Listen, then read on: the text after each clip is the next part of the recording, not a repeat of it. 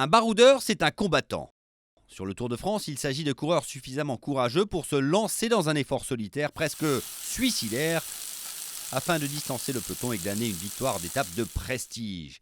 Souvent, l'un des moments les plus captivants et intéressants de la fin d'une étape du Tour de France consiste à savoir si un baroudeur ou des baroudeurs auront suffisamment d'énergie pour atteindre la ligne d'arrivée sans se faire avaler par le peloton. Souvent, ils seront victimes du timing impeccable du peloton et de la puissance des sprinteurs.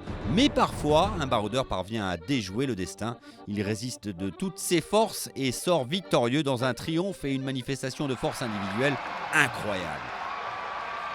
Parmi les grands exploits sur le Tour, en 1976, le coureur espagnol José Luis Viejo a dominé une étape de montagne en devançant le deuxième de près de 23 minutes. En 1991, le Français Thierry Marix a roulé 234 km en solitaire et est parvenu à résister seul en tête jusqu'au bout, terminant avec près de 2 minutes d'avance sur le peloton.